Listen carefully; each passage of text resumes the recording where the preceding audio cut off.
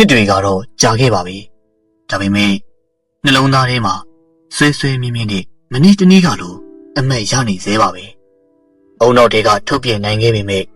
နှလုံးသားတွေကနေတော့ထုတ်လို့မရခဲ့ပါဘူးဆောင်းဟိမဲရောက်လေတိုင်းအရင်လိုပြန်ပြီးတော့အမှတ်ရနေကြတာ။အော်အတိတ်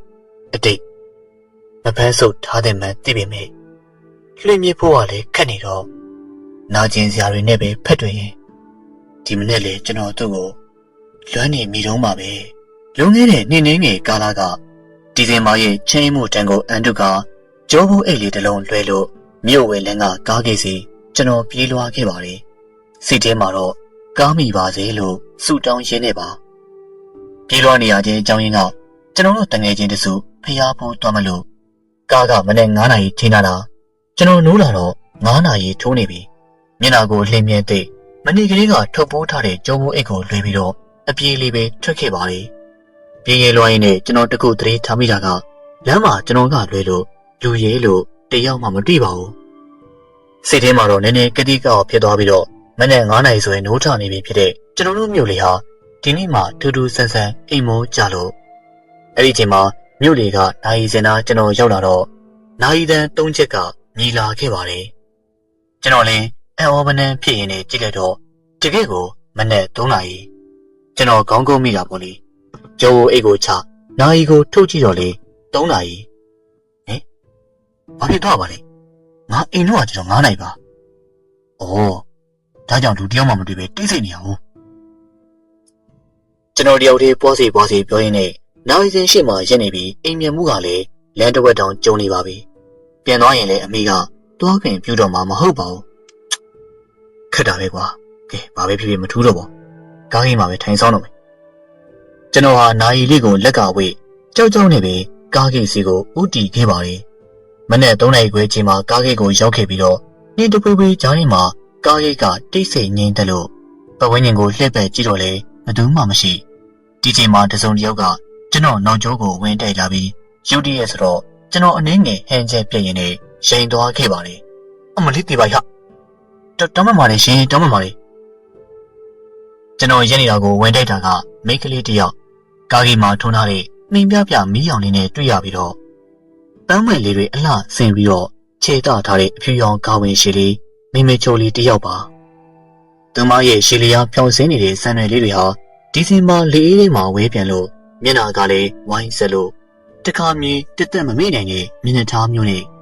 ဒါပေမဲ့ဒီလောက်အေးလာတဲ့အချိန်မှာသူမဘာနွေးတယ်မှဝင်မထားပါဘူး။အော်ကိစ္စမရှိပါဘူး။ရပါလေဗျာ။ကျွန်တော်နေနေရင်ကနေသတိပြန်ကက်လာပြီးတော့သူမရဲ့ပြန်ကျဲသွားတဲ့ပစ္စည်းလေးတွေကိုအလိုက်သိစွာပဲကုကောက်ပေးမိပါလေ။မင်းတို့ကနေရတို့မဆောင်မနေတယောက်တည်းထွက်သွားတယ်မို့လေ။ရုတ်တရက်ပဲနောက်ကထွက်ပေါ်လာတဲ့မိန်းကလေးတစ်ယောက်တန်း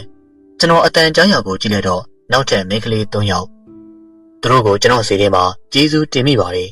သူတို့ကြောင့်ပဲမင်းငုဝါဆိုတဲ့နာမည်လေးကိုသိခွင့်ရခဲ့တာပါနာမည်လေးကမင်းငုဝါလေလားလှလိုက်တဲ့နာမည်ဗျာလူနဲ့နာမည်နဲ့လိုက်ဖက်ပါတယ်ကျွန်တော်မသိစိတ်ထဲမှာတူတူလေးပြောမိတဲ့စကားတွေပါအားနာလိုက်တာရှင်ကောင်းမမိပါဆိုလို့ပြေးလာတာအဲ့ဒါအရှိမတင်တယ်လို့ဖြစ်သွားတာတောင်းမှပါရဲ့နော်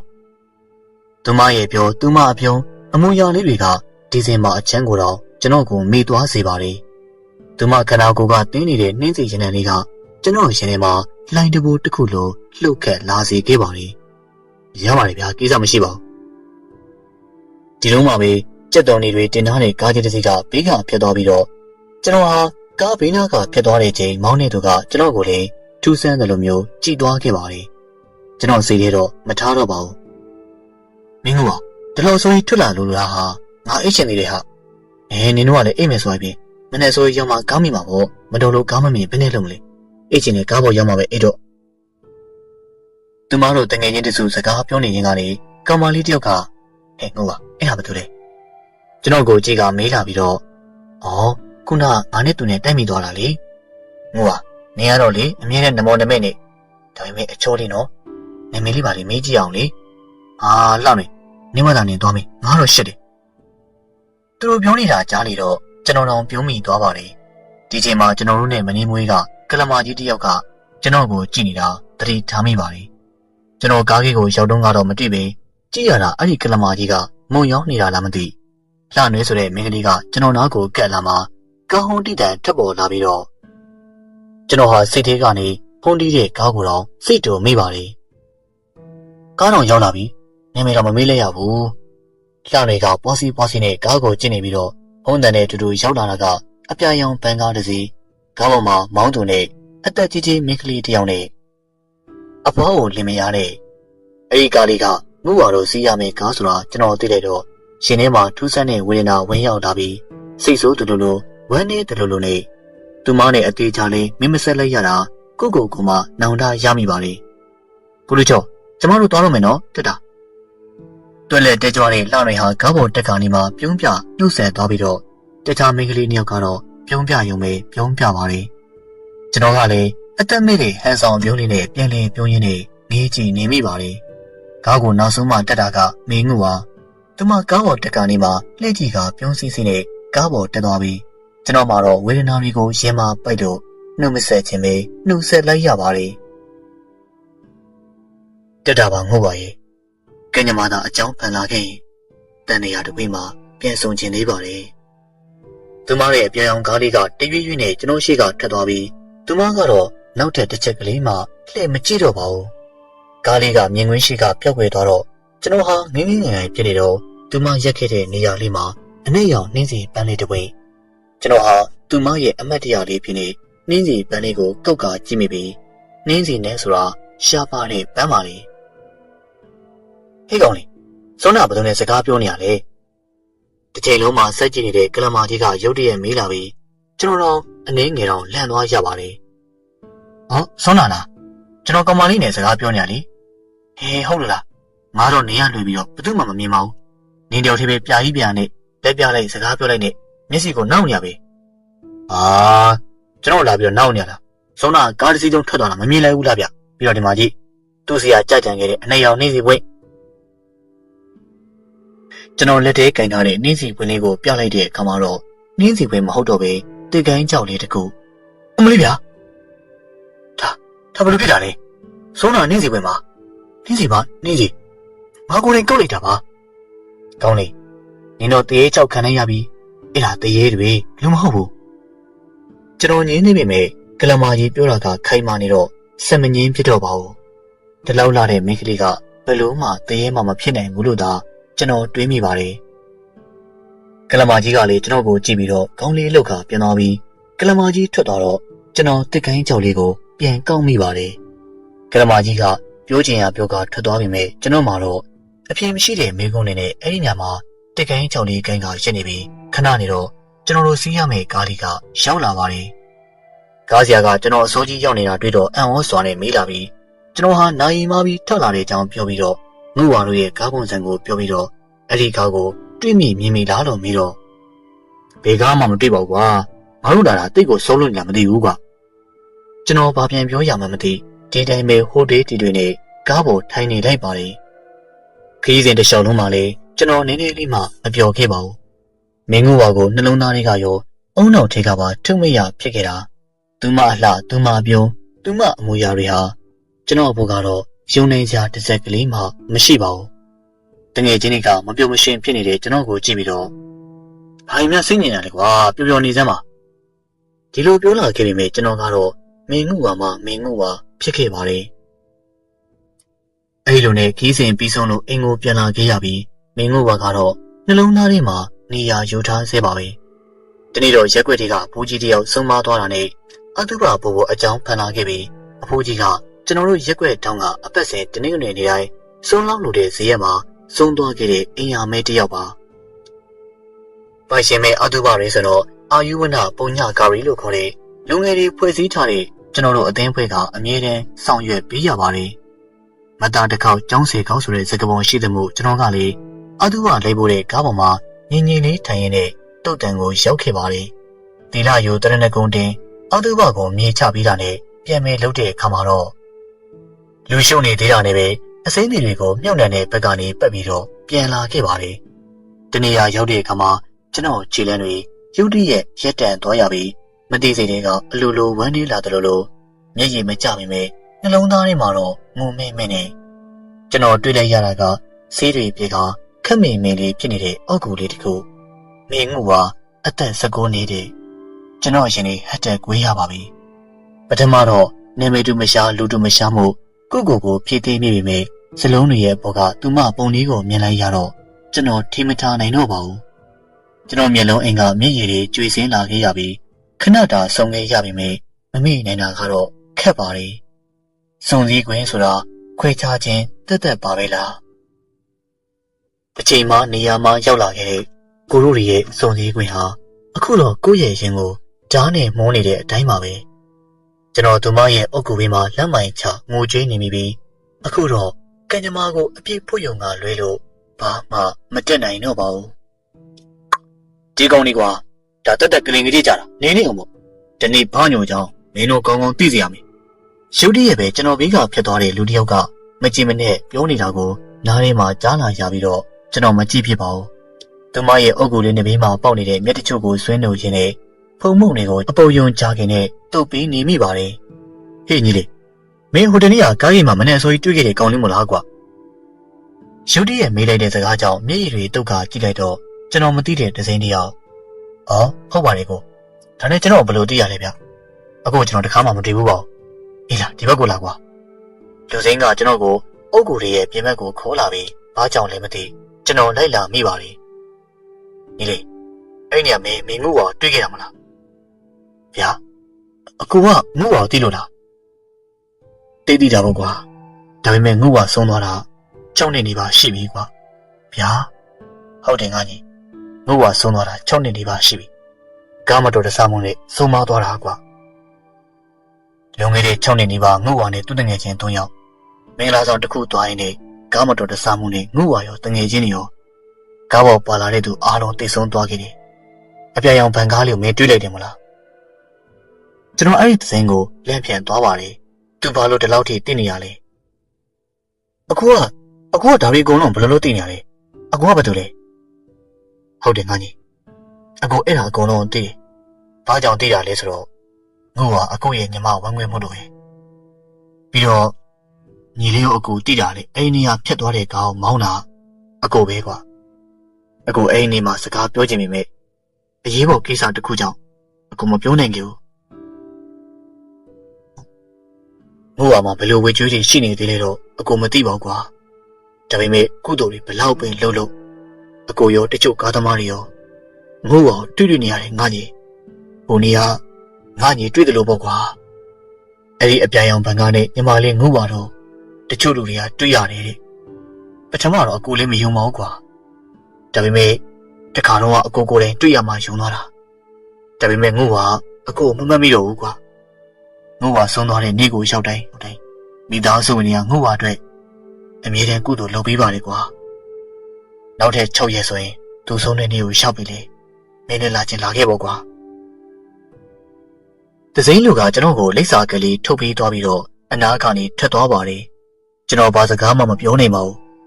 တကယ်လို့သူကကျွန်တော်နဲ့ငု့ဘယ်လိုပတ်သက်နေလဲလို့မေးလာရင်ကျွန်တော်မှဖြေစရာအဖြေကမရှိပါဘူးငု့ရဲ့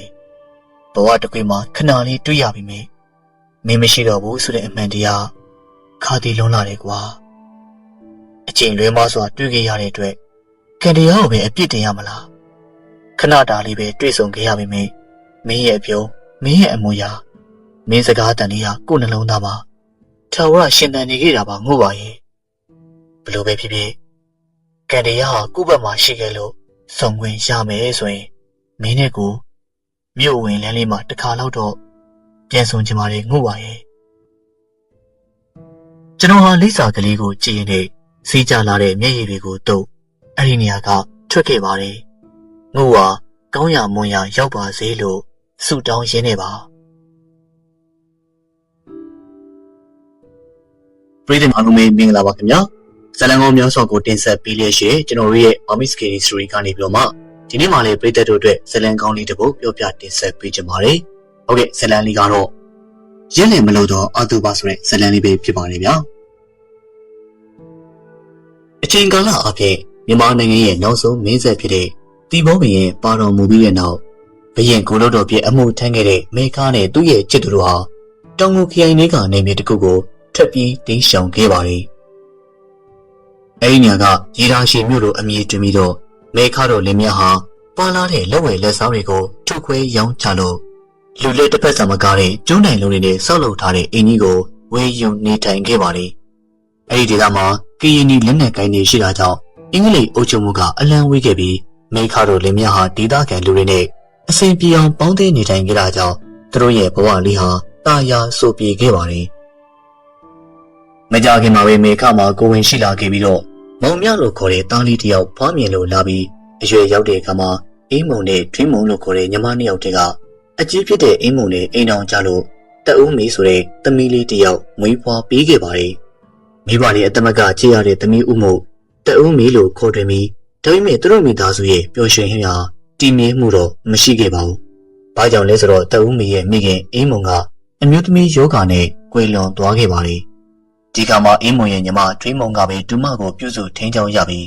မောင်မြဟာသမီးလေးကိုထိန်းချောင်းဂရုစိုက်ပေးတဲ့ခေမဖြစ်သူကိုကျေးဇူးတင်နေခဲ့ပါတယ်။နောက်ဆုံးတော့ထွေးမုံရဲ့မိဘတွေကလည်းတမက်ဖြစ်သူကိုချစ်ခင်ကြတာကြောင့်အငိမ့်မှာထွေးမုံကိုမိုးဆိုးဖို့ဖြစ်နေတဲ့သားတမက်မောင်မြနဲ့လက်ထပ်ပေးခဲ့ကြပြီးမောင်မြဟာအငိမ့်မှာထွေးမုံနဲ့လက်ထပ်ပြီးတဲ့နောက်သား2ယောက်သမီး3ယောက်ထွန်ကာခဲ့ပြန်ပါတယ်။တအုံးမီကအဖေတို့မေခွင်းမောင်နှမ9ယောက်ကိုပိုင်ဆိုင်ထားပေမဲ့ရိုးရိုးထွေးထွေးသိမရှိပေမာနကြီးစွာတယောက်သေးပေးနေပါတယ်။ဖခင်ဖြစ်သူဦးမြကလည်းသမီးအကြီးဆုံးလေးမို့တအုံးမီကိုအရင်ချစ်ပြီးတအုံးမီရဲ့မိခင်သေဆုံးသွားတာကြောင့်လည်းသမီးလေးပေါ်မှာဂယုဏတက်လို့အဆဆရရလူလူမရှိဖြည့်စင်ပေးခဲ့ပါတယ်။အတော်ဖြစ်သူထွေးမုံကလည်းတအုံးမီကိုတူမလေးဆိုပေမဲ့ငယ်စဉ်လေးကထိန်းချောင်းလာတာကြောင့်မိခင်သေဆုံးသွားတာကြောင့်အားငယ်နေမှာဆိုပြီးသားသမီးအရင်နေထတောင်အဆဆရရဦးစားပေးခဲ့ပါတယ်။ဒါကြောင့်မဲလာမသိတအုံးမီကမာနာကြီးက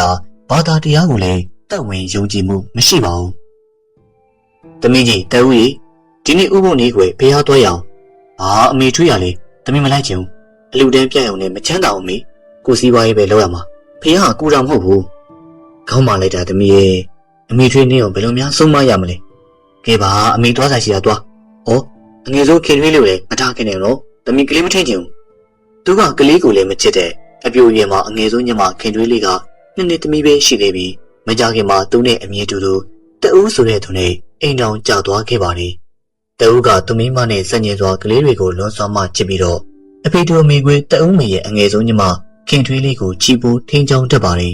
။မိမိဦးစီလာပါအောင်ကွ။မိမိတို့ဦးကမုံဝင်လာလေ။မေသမီးလေးခင်ထွေးလိုမျိုးချစ်ကြကောင်းတဲ့ကလေးလေးမွေးပြီနော်။ရှုပ်ဆက်မွေးကြပါဦး။ကလေးဆိုရင်မုန်းတယ်။မေကကိုညမကိုတော့ထိန်းတာမဟုတ်ဘူးနော်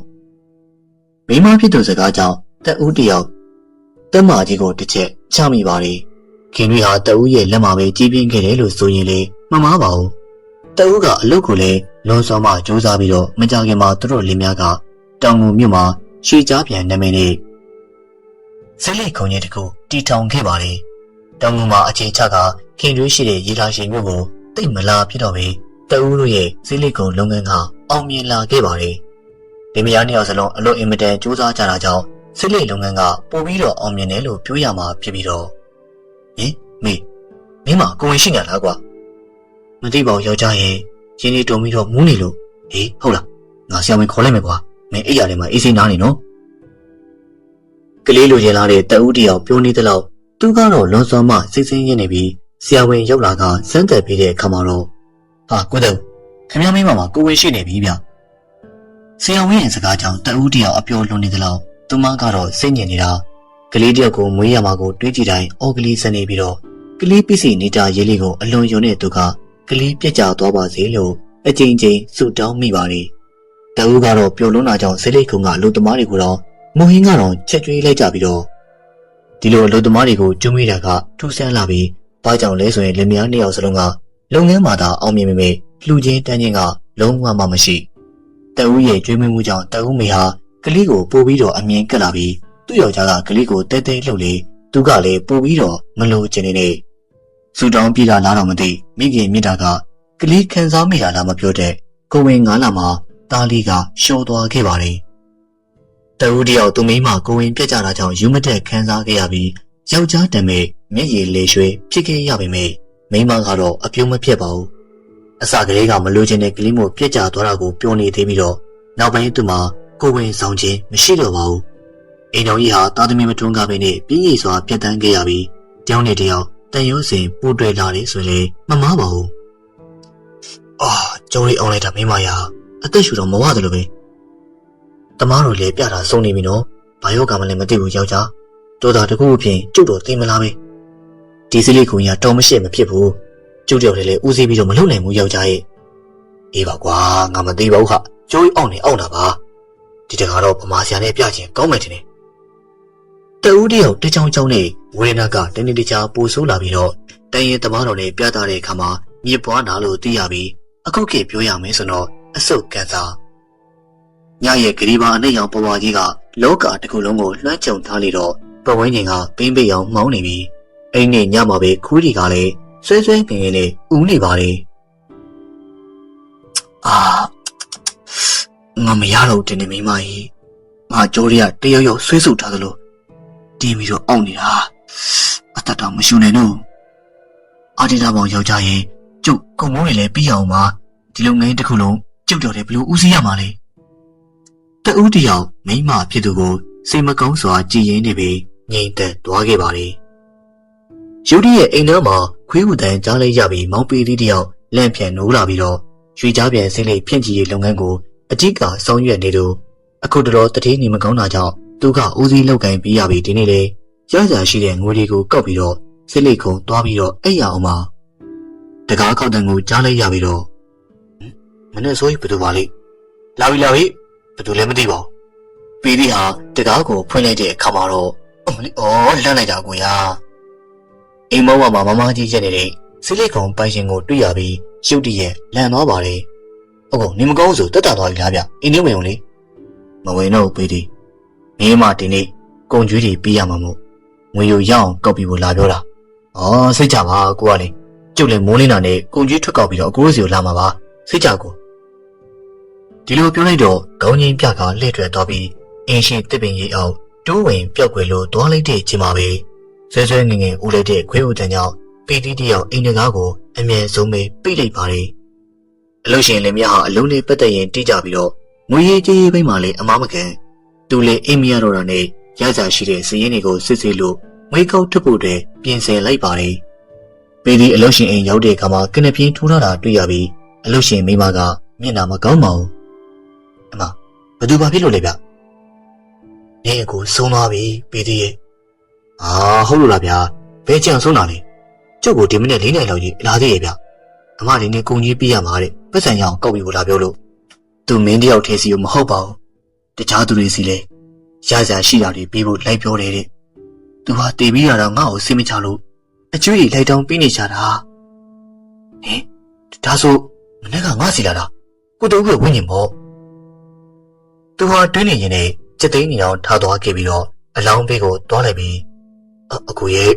အကူကခွန်းနဲ့ငွေအမလည်းတစ်ထိခဲ့ပြီနော်နောက်ရဲ့ကျုပ်စီမလာပါနဲ့ဗျာကျုပ်တက်လို့ပါတဦးမေရဲ့လက်ထဲကိုကောက်ရသမျှငွေတွေအားလုံးပေးလိုက်ပါတယ်ခင်မုန်းဖြစ်သူကိုတကြိုပြီးတဲ့နောက်တဦးမေဟာအထီးကျန်လွန်လာကြောင်းဒီလိုရှင်မျိုးကသူ့ရဲ့အဖေတူမေကွဲညီမတွေကိုလမ်းခေါ်ပြီးညီမ3ယောက်တည်းကအကြီးဆုံးညီမအေးဖြူနဲ့အငယ်ဆုံးခင်တွေတို့ကသူနဲ့လာနေဖို့ရောက်လာပါတယ်တဦးမေရဲ့အိမ်ကနှစ်ထပ်အိမ်ကြီးဖြစ်ပြီးတော့သူတို့ညီမရောက်လာချိန်မှာသူ့ရဲ့အမကအိမ်ရဲ့ဝင်ပေါင်းတစ်ပေါက်တကားမကြီးတက်ချက်ကိုသာအပိမ့်ပိတ်လုပ်ပြီးတော့ကျန်တကားအားလုံးကိုပိတ်ထားနေတော့အိမ်ထဲမှာလည်းအလင်းရောင်မရှိအပေါ်ထက်မှာလည်းဝါချင်းချင်းမီးလုံးလေးပဲထွန်းထားပါလေမေးပြူအင်းကလည်းမောင်းလိုက်တာဒီပြင်းပေါက်တွေဖွင့်ထားလိုက်မယ်အေးကောင်းတယ်အင်းကမောင်းလို့လားမသိဘူးစိတ်ထဲမှာတယောက်ရှိနေတယ်လို့ပဲနော်မလဲအခုမှပဲလေကောင်းလေးတန်ရတော့တယ်ဟေ့မိခင်တွေညဘသူကအိမ်ပြင်းပေါက်ဖွင့်ခိုင်းလို့လေပြန်ပြီးစမ်းငါမကြိုက်ဘူးနောက်ဆိုရင်ဘယ်ပေါက်မှမဖွင့်နဲ့ကြားလားဟုတ်ကဲ့ပါမမမီအမလူသူရဲ့အုံငေါမှုကြောင့်ခင်ထွေးတယောက်ပြတင်းကိုအမြန်ပိတ်လိုက်ရပြီးတော့ရော့အိပ်ဖြူဒီမေသားကိုနှက်ထားလိုက်ဟာမမမီအသားတွေကများလိုက်လားရှာမရှိနဲ့ငါချက်သူချက်ဘာမှမမေးနဲ့ဟုတ်ကဲ့အမဖြစ်သူကိုငငယ်လေးကကြောက်ရတာမို့မပြောတာပေမဲ့ခင်ထွေးတို့ညီမနှစ်ယောက်စိတ်ထဲမှာမတူးမတန့်တော့ခံစားမိပါလေညအချိန်လမ်းမပေါ်ကခွေးတွေဟာနှစ်ထက်အင်ကြီးကိုကြည့်ပြီးတော့ဆွဲဆွဲငငယ်ဦးနေပြီးအခန်းရှိကခြေတန်းကြောင့်ခင်ထွေးလက်နိုးလာပါလေသူတို့အခန်းပေါ်မှာရင်းနေတဲ့ အရေးမဲကြီးတစ်ခုဘယ်လိုလဲမမမေလားဟဲ့အငယ်မနေမတို့မင်းညာလေမဲဖြူအခန်းပေါ်မှာလူရဲတွေ့လို့ဟင်ဟုတ်လားဒီချိန်မှာခြေတံကိုထက်မှန်ကြားလိုက်တာမို့ညီမနှစ်ယောက်စလုံးကနားဆွင့်နေပြီးတော့ခြေတံကမြို့ကန်ရှိရာဘက်ဝင်သွားပါလေ။အိုးတန်ခွက်တန်တွေကိုကြားနေရပြီးနှစ်ယောက်သားထလည်းမကြည့်ရဲမမေပိုက်စားလို့တမင်းစားတာနေမှာပါနော်။ခင်တွေလေးကပြောလာပြီးတော့အေးဖြူကလည်းဟုတ်မှာပါကဲအေးလိုက်တော့မနေ့မိုးလင်းတဲ့အခါမှာညကနှက်ထားတဲ့အမဲသားတွေတတုံးမှမကြံတော့ပါဘူး။မမေညအမဲသားကိုကြောင်လိုက်တာလားမသိဘူးတတုံးမှမကြံတော့ဘူး။ဒီခါမှာတအုံးမေရဲ့မျက်နှာကကွက်ခနဲပြတ်သွားပြီးတော့အော်အေးဟုတ်မှာပေါ့ဒီနေ့ပြန်ချက်လိုက်အေးဖြူငါဝယ်လာခဲ့မယ်ဟုတ်မမမေတအုံးမေထွက်သွားတဲ့အခါမှာတော့ဟဲ့အငယ်မငါတို့မတင်ကားတော့သေးလားသူ့ကိုငါတို့တတိထားကြီးမှပဲရတော့မယ်ဟုတ်တယ်မမရဲ့ခင်ကျွေးတဲ့အလိုလိုနေနဲ့ကြက်သိန်းနေထားနေဟာသူတမင်းစားလဲညီမတို့နဲ့မစားအောင်တော့အေးဒီတခါသူတို့တမချောင်းကြီးအောင်ဟုတ်ခင်ကျွေးတို့ညီမနှစ်ယောက်အမားဖြစ်သူကိုအချိန်ကြီးစောင့်ကြည့်ဖို့ဆုံးဖြတ်ပြီးညစာချက်ပြုတ်ပြီးတဲ့အခါမှာတော့ဟဲ့နင်တို့နှစ်ယောက်ညစာစားပြီးအပေါ်တက်ကငါ့ဘီကိုတန်ရှင်းလုပ်ပြုံနော်ဟုတ်မမမေနှစ်ယောက်သားအပေါ်တက်ကိုတက်ခဲ့ပြီးတအုံးမိကသူတို့နှစ်ယောက်ကိုအပေါ်တက်မှာအလုံရှာချမ်းခိုင်းတက်ပြီးတော့သူတို့လည်းအပေါ်တက်ကနေလှေကားကချောင်းကြီးတော့တအုံးမိကထမင်းဟင်းတွေခုတ်ခဲ့ပြီးအောက်ထက်ကညာဘက်တောင်ခန်းထဲကိုဝင်သွားပါတယ်သူတို့နှစ်ယောက်လည်းအပေါ်တက်ကနေချီးပွားဆင်းလာပြီးတော့အခန်းထဲချောင်းကြီးတဲ့ခါမှာတော့ယောက်ျားစောင်းတော့ညလည်းရှင်မဲသားတွေစားတာကောင်းတယ်မလားဒီနေ့လည်းထက်ချက်ထားတယ်ဒီနေ့တော့ဝမ်းရင်းသားပါရလာတယ်ဝါအောင်စားနော်ခင်တွေတို့ညီမချောင်းကြည့်တဲ့နဲ့မျက်လုံးတွေတောင်ပြိုးကျဲသွားရပါတယ်စပယ်ဘောကဟင်းကြီးဟာအလိုလိုရော့သွားခဲ့ပြီးတော့တအုံးမရဲ့ဘေးမှာလေအရှိမဲကြီးကိုတွေ့နေရပါတယ်အမကြီးပြိုခင်တွေကြောက်တယ်ကဲပါမမတရားလို့ရှိတယ်မကြောက်နဲ့မနေ့ပြန်မမတို့ရေးထားရှိကိုပြန်မယ်အမေကိုဒီကြောင်းနေပြောမှရှာမယ်မမမေတော့မသိစေနဲ့နော်ဟုတ်မမအဲ့ဒီညကခင်တွေတို့ညီမနှစ်ယောက်အိတ်မပြောနိုင်ခဲ့ပါဘူးညဘက်ဆိုရင်အခန်းဘက်တောင်ကတပြေးပြေးနဲ့ခြေတံကိုကြားရပြီးသူတို့ခန်းရှိကိုရောက်လာပါတယ်အခန်းပေါ်မှာမမကြီးရက်နေတဲ့အရေးတကူအင်းတော့ခြေတံဟာအခန်းထဲဝင်လာပြီးတော့ကရင်ချင်းမှာရက်တန်သွားပါတယ်ခင်တွေဟာမျက်စိမိသားရံကမျက်လုံးဖွင့်ကြည့်လိုက်တော့သူ့ကိုအပေါ်ကနေမိုးပြီးတော့ကြည့်နေတဲ့အယိုးပေါ်အရေးတင်မျက်တွင်းဟောက်ပန်းနဲ့ခေးဦးဖြစ်သူတက်ဦးကိုတွေ့လိုက်ရပါတယ်သူမျက်လုံးဖွင့်ကြည့်တော့တက်ဦးကအားရပါရရေးပြနေပြီးသူအိုးဖို့ကြိုးစားပေမဲ့အတန်ကလဲချောင်းပေါ်မှာတစ်ဆိုနေပြီးတော့သူဟာမျက်နှာကြီးကိုစိုက်ကြည့်ရင်းနဲ့ကြောင်နေမိပါတယ်ဟဲ့အငယ်မဘာဖြစ်နေရလဲမဲဖြူခင်တွေကြောက်တယ်ကဲပါမနေ့လင်းနာနဲ့ပြန်မယ်နော်ညီမလေးကြောက်ရင်မမဖတ်ထားပေးမယ်ညီမလေးစိတ်ထဲကနေဖျားစာရွှတ်နေနော်အခုမနေ့3နာရီထုံးနေပြီမနေ့လင်းနာနဲ့မမတို့ရေးထားရှိကိုပြန်ကြမယ်သူတည်ရင်းလို့တဲ့အခါမှာဘိုက်ကနာလာခဲ့တာကြောင့်လက်နေတမင်းယူကရေအိမ်ဘက်ထွက်ခဲ့ပြီးရေအိမ်ဝင်နေတော့မှရေအိမ်ရှိမှခောက်တိုးခောက်ပြန်ချုပ်နေတဲ့ခြေတံကိုကြားရပါတယ်ရေအိမ်လေးကထွက်လာပြီးတော့အနီးပတ်ဝန်းကျင်ကိုတမီးနဲ့ထိုးကြည့်တော့တင်းငုတ်တူပေါ်မှာငုတ်တုတ်ထိုင်နေသူ့ကိုရေပြနေတဲ့ခဲအိုကိုတွေ့တဲ့အခါမှာတော့ဖနှောင်းနဲ့တင်မတက်သားလေးကြောင်ပြေးရပါတယ်အဲဒီနေ့မနေ့လင်းတဲ့အခါမှာတော့ခင်တွေးတို့ညီမနှစ်ယောက်ရေလာရှိကိုပြန်ခဲ့ပါတယ်ဒီခါမှာအကြောင်းစုံကိုပြောပြပြီးတော့မိုက်လိုက်တဲ့တအူးမလုံကောင်းတာတွေလုပ်နေတယ်ကြာရင်ဘလောက်ထိအန်ရရှိလဲဆိုတော့မသိဘူးလားမသိဘူးမဖြစ်ဘူးအဖေတို့လိုက်သွားမှရမှာကဲထွေးမို့ငါတို့တော့သမီးကြီးနောက်ကိုလိုက်သွားရမယ်ဟိမင်းနဲ့သားနှစ်ယောက်ပါခေါ်သမီး3ယောက်ကတော့အိမ်မှာနေခဲ့ပါစေကိုဖုံးများတို့4ယောက်တောင်ငူကိုလာခဲ့ကြပြီးတအူးမေအကြောင်းကိုစုံစမ်းကြည့်တော့ခင်မုန်းဖြစ်သူရဲ့ရက်လေစွန်းတော့တရားနာတော်မလုပ်ပေးရသေးကြောင်းသိရပါတယ်အင်ကြီးကိုလည်းအမြဲပိတ်ထားပြီးခွေးတွေကလည်းညဘက်ဆိုရင်အဲ့ဒီအင်ကြီးကိုကြည့်ပြီးတော့ဦးကြတဲ့အကြောင်းအိမ်ဝိုင်းထဲမှာလမ်းလျှောက်သွားနေတဲ့တအူးကိုလည်းတွေ့ရတဲ့အကြောင်းပိတ်ထားတဲ့အခန်းထဲကိုတဒုံဒုံထူလိုက်တော့ဘသူတွေလဲအဖေတို့ပါသမီးအင်ဒီကာပင်သွားခဲ့ပြီးတော့သမီးဖြစ်သူကိုကြည့်ရင်လည်းစိတ်မကောင်းဖြစ်သွားရပါတယ်အသားတွေဖြူပက်ပြီးတော့ဘူဒီပက်တွေဖြစ်နေတဲ့တအူးကိုကြည့်ပြီးတော့မိဘနဲ့မောင်ဖြစ်သူတွေဟာစိတ်မကောင်းကြပါဘူးသမီးဘာလို့ဒီလိုလုပ်နေရလဲကွယ်ဘာလို့လဲဖေသမီးဘာလို့လဲဘာလို့သမီးယောက်ျားရဲ့ရက်လည်းမလုပ်တာလဲသူကသမီးနဲ့နေချင်တာလေဖေကိုတအူးကသမီးကိုချစ်လို့သူတည်သွားတော့ဆုံးရှောင်နေရပဲသူကြောင့်ဘယ်သူမှသမီးကိုမစိုးကားရဲဘူးမလိမ်ရေးကြအောင်သမီးမှတွေ့တာစရာဆိုလို့သူတယောက်ပဲရှိတာ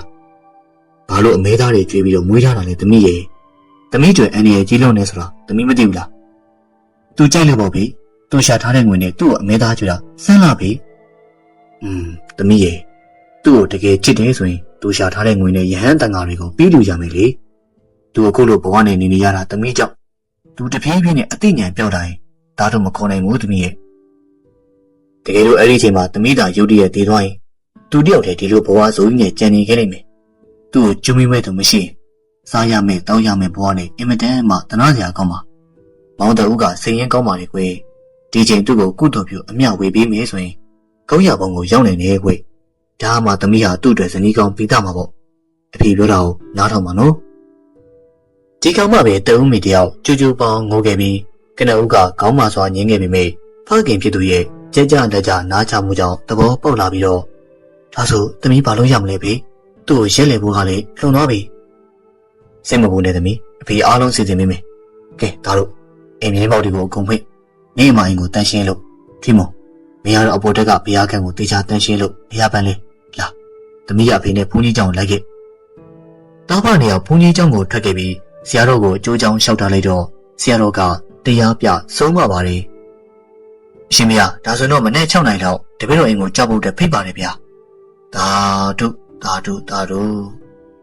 နောက်နေ့မနေ့မှာတော့တအုပ်မေတို့အိမ်မှာစွန့်တော်အမျှဝေဒန်ကိုကြားရပြီးတာတို့ခေါ်လိုက်တဲ့အချိန်အိမ်ရှိမှရှိတဲ့ခွေးတွေဟာဆွဲဆွဲငင်ငင်နဲ့ဥလိုက်ပါတယ်